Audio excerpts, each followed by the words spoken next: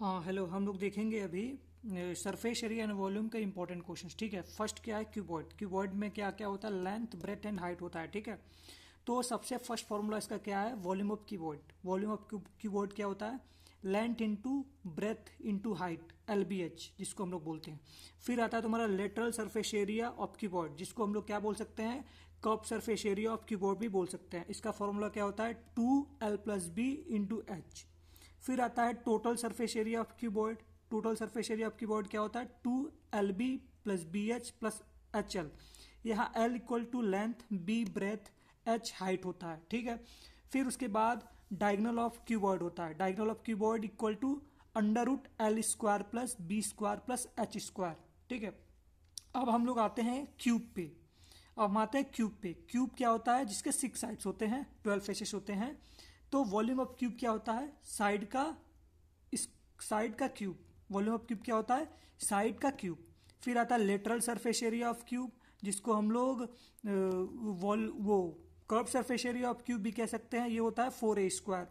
फिर total surface area of cube तुम्हारा होता है 8A²।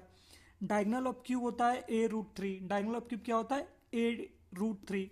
फिर सिलेंडर। सिलेंडर तो पता है, सिलेंडर तुम्हारा सिलेंड्रिकल नेचर होता है। R से रेडियस, H से हाइट।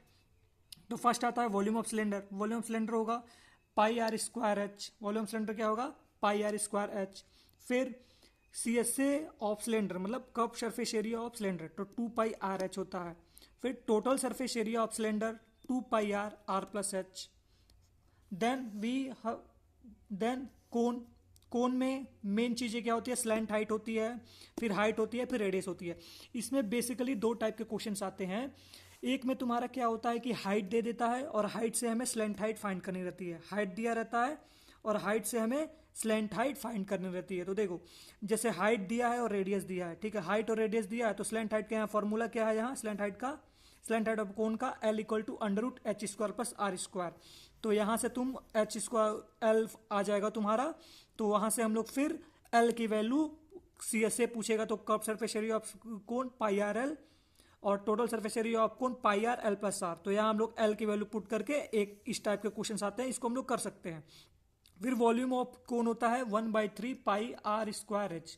वॉल्यूम ऑफ कोन क्या होता है? 1/3πr²H। देन स्पेयर की बात करते हैं तो सरफेस एरिया ऑफ स्पेयर क्या होता है? 4πr²।